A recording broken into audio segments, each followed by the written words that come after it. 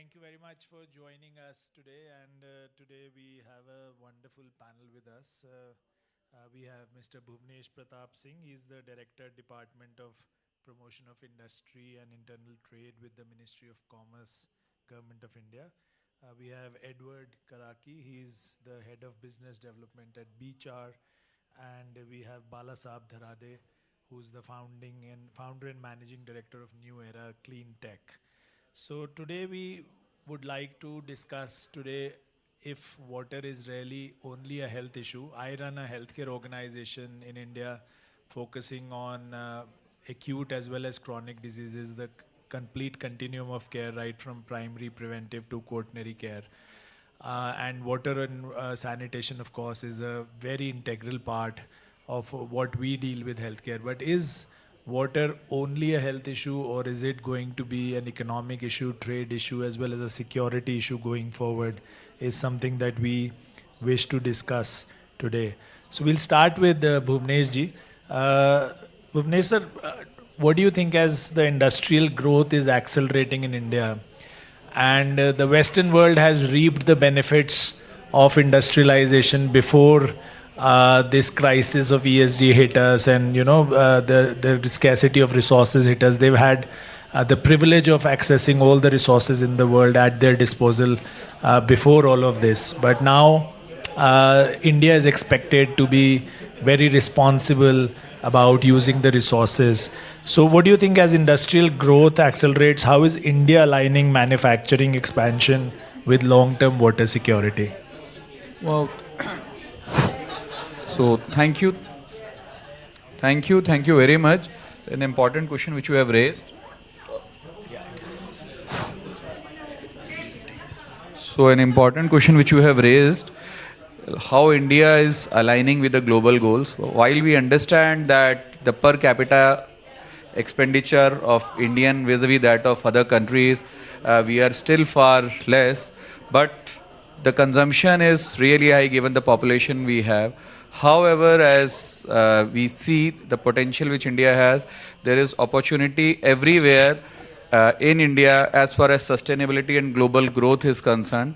This year, when there is across the world economic slowdown which we are visualizing, we are growing at the speed of 8.2%, which means a lot. And yes, the Western world has already reaped the benefit of Industrial Revolution. But what I feel that the topic which we are discussing here in Davos makes sense that for as far as clean water and sustainable water is concerned. And the third important issue is pollution, which is concerned. So we have more than 20 cities which are under the category of pollution having AQI more than 200. So it brings more opportunity for all of us and to have clean water. We have launched a Clean Ganga mission in the lines of, if we see across the world, wherein how we clean our rivers. So in that way, we have started Clean Ganga mission, and we are also going for cleaning almost all the rivers. So it brings an opportunity, and for those entrepreneurs in India, especially if I may say that we have more than 2 million startups in India, of which approximately 10 to 15% of them are critically working on this particular sector. So India is a land of opportunity, and those who are seeing through, I can only say through YouTube channel or through the media channel, they should understand that it is time to come invest. And if you have idea, we have manpower. If you have money, then I have technology. If you have thought of becoming entrepreneur, wherever you are there, then India is the place for you to grow. And 8.2% is, I can say, nation is growing, but I have interacted with many companies whose rate of growth is approximately 100 to 200%. So this is on record, I can say. Thank you very much. Thank you, sir, for your very optimistic outlook on where India is going. But as we industrialize and grow further and companies see 100, 200% growth, what we've seen is that many companies also do not really pay much regard to water safety and draw water meant for the farmers around their factories. Agriculture in itself is a very water intensive project, right? So Edward, what do you think that agriculture being both water and carbon intensive, where do you see the most practical opportunity to solve both challenges together, especially for the global south? Yeah, first of all, thanks a lot for having me. I'm from BCHAR, biochar carbon removal and technology company. We're also active in India. Good question.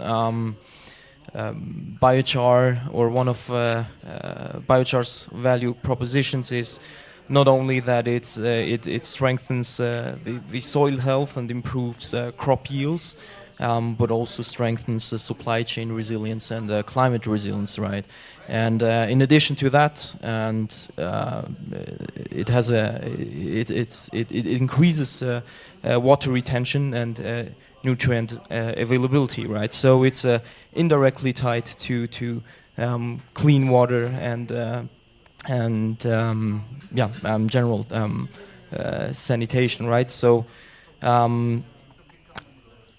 the biochar gets produced from agricultural residues, right? Which usually in the global south are either illegally burned or just landfilled, right? Which causes a lot of emissions, right? Which is not good. And we turn this into value by building the infrastructure for biochar through pyrolysis, right?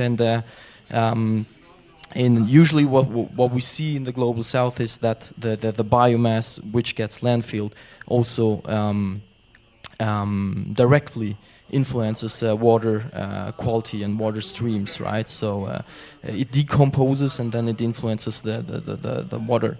By turning this biomass into real value, into ecological and economic value, you make use of it, you valorize it, and you not only reduce carbon, but also, as I said, improve soil health and also generate revenue streams and income for the local farmers there. So I believe water is a very important topic for agriculture as well. And I think that's it, yeah. Yeah, thank you very much. I think one of the very pressing topics, especially during these winter months in north of India, is the stubble burning that you referred to about, and how we can solve for it. It is still a problem that is persisting, and as Bhuvnesh ji also said, more than 200 cities in India, especially in the cow belt in the north, in the plains of Indo-Gangetic region, suffer this scourge of pollution in every winter season. Also, our water bodies are also getting polluted. So we need to solve for not just air pollution but water pollution as well. And we've seen a lot of pilots coming in, a lot of promises of cleaning up the rivers, as Bhuvnesh sir also said about. We are launching the Namami Gange program, the Clean Yamuna Action Plan, a lot of that. But question to you, Bala Sabji, have you actually seen any water or sanitation technologies that have actually survived real world deployment beyond pilots? We've seen London doing it. They cleaned up the Thames once the parliament was forced to rise up because of the water pollution and the stench around it. We've seen Beijing solving a lot for its air pollution problem. So what technologies do you see going beyond pilot stages in India and really surviving at scale? Thank you, Suchin. This is a very good and important question. And my background is we are setting up India's one of the largest clean tech company into replacing oil and gas with hydrogen, SAF, DME, methanol. So my perspective, I mean, before answering the question, that now water is just, I mean, it is very critical for industrial development and what we are looking into solving other problems. In terms of the large scale adoptions beyond pilot, mainly in industry I see ZLD, zero liquid discharge, and that in our project, like when we first went for environmental clearance, the water requirement was 135 mld, and after the ZLD, now it has come down to about 25 ZLD. So there is a huge substantial saving in the water. So I think that is, I mean, one concrete which has been, which we have been, and which is improving day by day. In agriculture also, there are certain practices being now done, and also like with things like drip irrigation, right? Which helps to conserve a lot of water. Going further, we need to look water, like not going ahead and then solving the problem, but keeping this into the design part of it. And we are doing in our next project in SAF, where we are converting CO2, adding green hydrogen to make green fuels like e-fuels. Where like now we see in India also, like National Green Hydrogen Mission, and everywhere globally we are talking about green hydrogen as a future fuel, which requires a lot of water. Like there is a huge water. But what we are doing is we are using electrolyzer not only for water but for oxygen also, because I'm doing gasification where I need a lot of oxygen. So nowadays, so rather than, so here like in electrolyzer, from when we make hydrogen from water, by mass 8 times more oxygen is produced. So we need a lot of oxygen. So we are looking for a solution where my oxygen need is also taken care. So I'm using that. So my both capex, opex, as well as resource optimization happens, because the solution has to be on the intersection of sustainability, security, and affordability. When you see like that's, and while looking at a development trajectories where we need to develop, but water scarcity is another issue. Like we talk about, we don't have. So this kind of practical approach, I think, is very critical, and particularly when we talk about country like India, where we are already like we are having lack of resources in terms of water, energy, and other needs. Thank you. Thank you very much.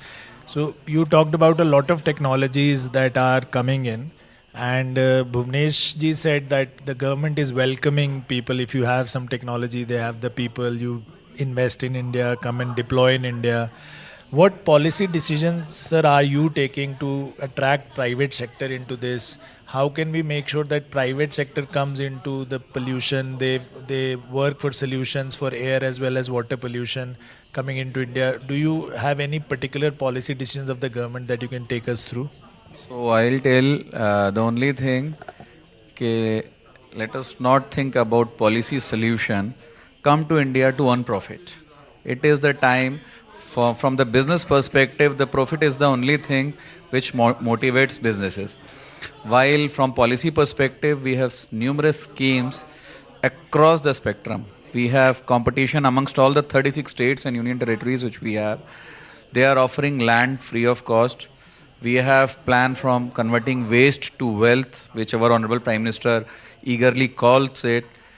Apart from it, when I just now said, when there is disaster, it brings opportunity. For policy, we have production linked incentive schemes for businesses, those who want, and it is not less, it is in thousands of crores of rupees for which government is incentivizing.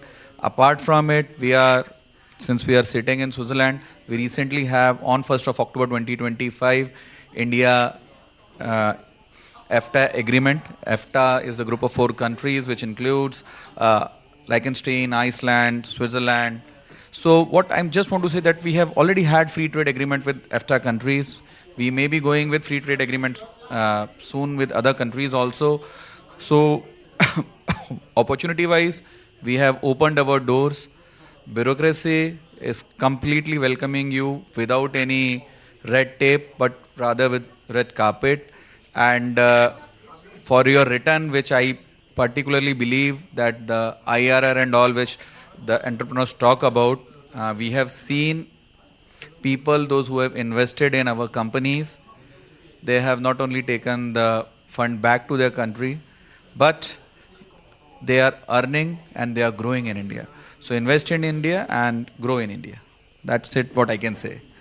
Thank you, sir. So invest in India and grow in India. And Edward, if that were the case, and if you were to talk to some private companies who want to come to India, you see that the government is very welcoming. There are a lot of policy decisions to come and invest in India. But what do you think would realistically, even if private companies do come to India, what would realistically incentivize the farmers to take up their products which are low water, low carbon? What would incentivize the farmers to take up all these products from the private sectors and adopt a water positive and low carbon practice embedded into their agricultural practices? Very good question. Thanks for raising it. Of course, I would say, being a Swiss company and doing business in the global south, I believe technology should be about robustness, first of all, right? So reliability and really understanding the real world conditions where you operate, right? And what does this mean? It means low capex investments, so farmers and operators there can invest and use your technology, but also make it very reliable and so that they can use it, right? It's also a question of knowledge transfer, right, and skills. And I think, for farmers, if they can see firsthand how the technology or adoption of a given technology can help them improve their lives or their operations, I think it's a very strong incentive. And for us, doing biochar, right, this means increasing their crop yields, using the waste, turning it into value, and strengthening just their supply chain, right, which is very important. And I would say most importantly, if you do business, it's either about reducing costs, which we do, right? If you burn the biomass, the agricultural residues, then there is cost involved, right? And for the farmers doing biochar, this means they don't have the costs of, or let's say they reduce waste management costs. And on the other hand, more importantly, they can unlock new revenue streams through biochar carbon removal credits, which they can sell globally, right?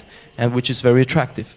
And I believe it's all about incentives, and as soon as you can see the incentives and the real value, then adoption is very, very strong. And it's true that India is one of the most important and largest markets for especially biochar carbon removal. It has so much biomass. We have a project in the region of Maharashtra, which is very well known for cotton stalks. I believe there's a 1.2 to 1.5 million hectares of cottons. And it's really a problem if you can't valorize this biomass, because unfortunately farmers there, it's very hard for them to do so, and it's important that you give them the opportunities, and then improve not only soil health but also general air quality, and I would say general improve prosperity. Yeah. Thank you. So, Balasab, the government is ready. The policies are there. The welcome to the private sector is there. The private sector is ready as well to come in and deploy their technology.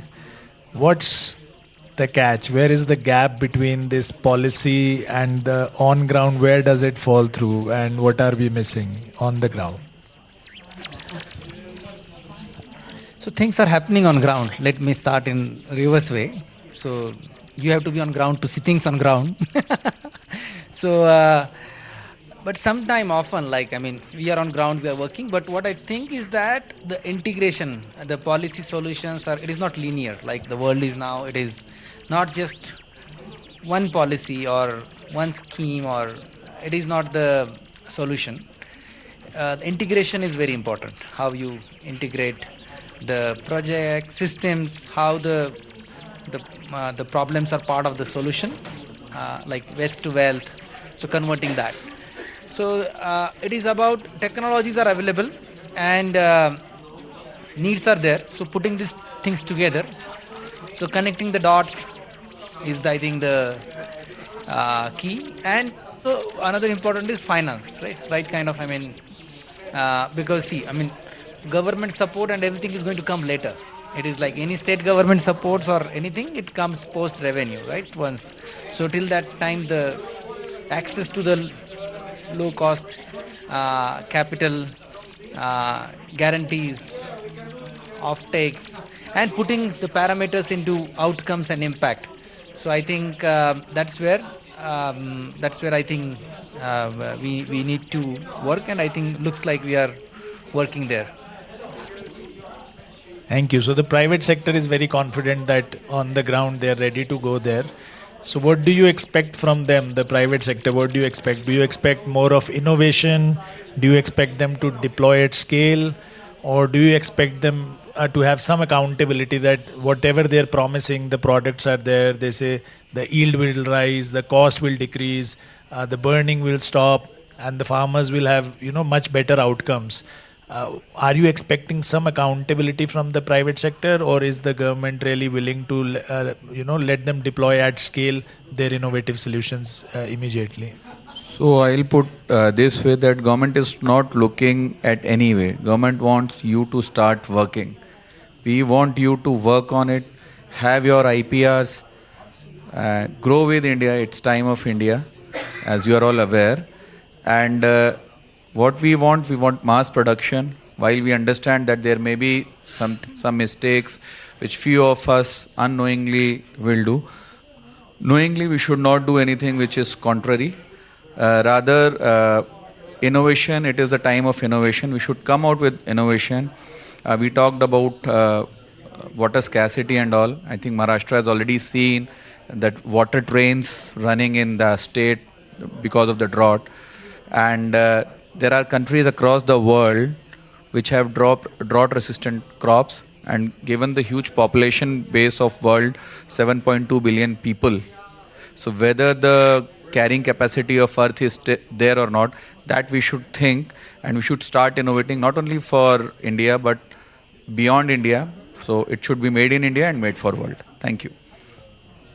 Absolutely, as the Prime Minister never tires of saying, we should make in India but make for the world, and make products which have zero defect and zero effect. So, but ultimately somebody has to pay for that product, right? The buyer has to be there.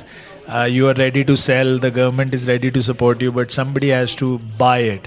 So what will ultimately convince large buyers to pay for sustainability, to pay for good practices, to pay for responsible sourcing?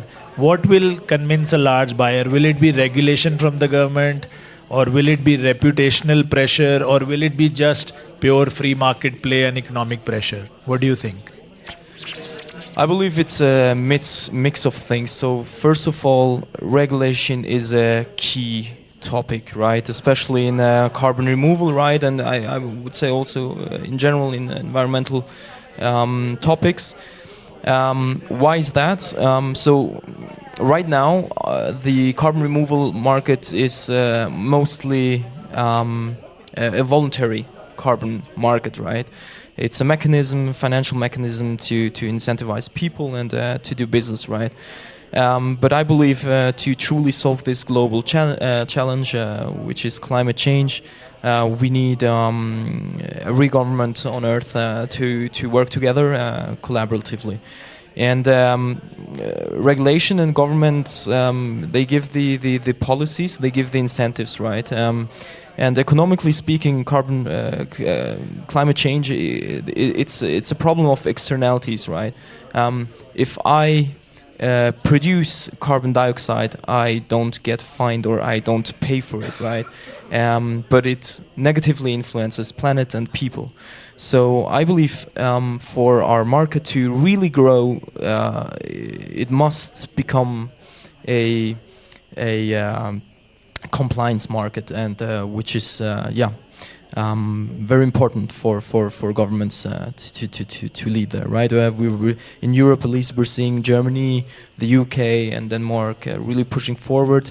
But I do believe we need more. Secondly, I would say it's also about technology, right?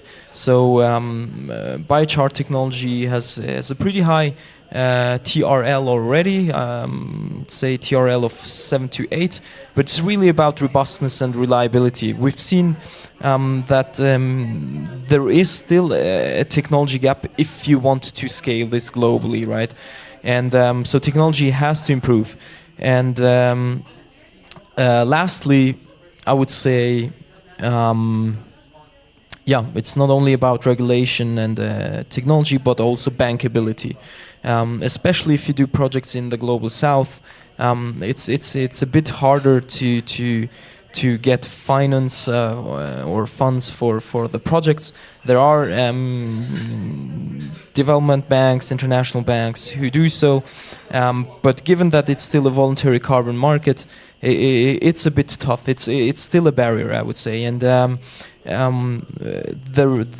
must be free market mechanism at play, but we need government support, right? Because if I'm an operator and I have to finance these machines, this technology, it's a lot of money usually, right? So you have to be very low capex, and you usually debt finance these machines and this technology. So what you want is actually certainty on cash flow, right?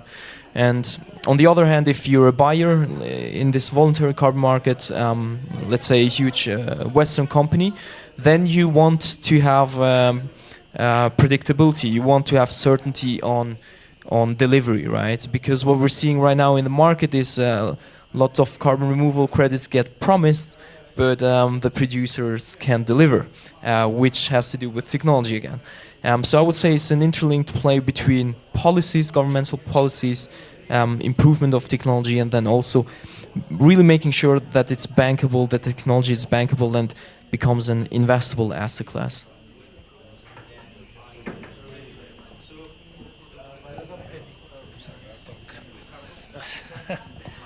They're going one by one. So Edward wants regulation from the government, bankability, support. For you, Balasab, if you were guaranteed support from Bhuvnesh ji for one lever, procurement, subsidies, or regulation, as Edward said, what do you think for you, what would unlock scale the fastest amongst these levers? I would take all three. But I think procurement is important for like my financial closures, and bankability is very important and reducing the risk, because I mean, so I would go for procurement. I mean, of course, subsidies are good and other things are good, but ultimately for a large scale adoption, subsidies are okay till pilot, but for a large scale adoption which I'm looking at industrial scale and hedging my risk, so that I think procurement and bankability I would rank higher than anything else. Thank you. We are getting signals from the organizers. I think we're just about out of time, but if we were to reconvene here next year again, what, according to you, will be the one measurable improvement in water or sanitation outcomes that you would want to see as proof of progress for the world at large, especially the global south? What do you think should we start measuring from today, that next year when we reconvene, we'll see that there has been some improvement? Because we always keep saying what you can't, measure, you can never improve on. So what do you think you should start measuring today? I think for Global South, we should start measuring how many people have access to clean water. And since this is the last question, I'll take this an opportunity to intimate to all the friends from Europe that the bank interest here is 0%. While if you invest in India, at present growth rate, it is 8.5%. So think the spread which you have and the potential which you can create for yourself, for the market, and indirectly helping the mankind, and to ensure that everyone gets clean water. Thank you. Eduardo, what according to you will be one measurable improvement that you want to see? Bhuvnesh ji says it is the number of people having access to clean water. What according to you will be one measurable improvement? So for us, it's probably carbon removed, right, in tons per year. But closely tied to that, also lives improved and incomes. How do you say? Given the opportunities to increase incomes to farmers, right? And for you, Balasab? Um, I think it is for me the MLDs of water saved, like so that there is a water accessibility for more and more people. So that would be, and also I would like to see at least at least 3 to 4 large-scale industrial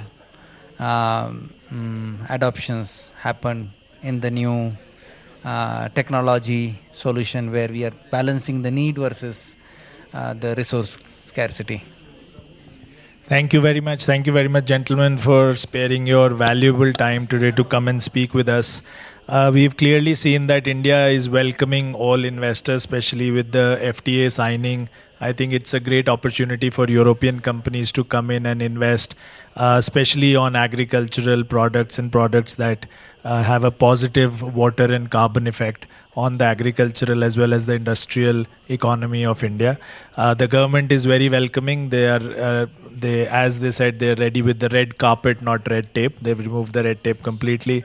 And now it is for the private sector to take this opportunity and really showcase their innovative abilities and their scale that can be deployed, across the country in particular and across the global south in general. So thank you once again, gentlemen. Thank you, sir, for being here and spending time with us.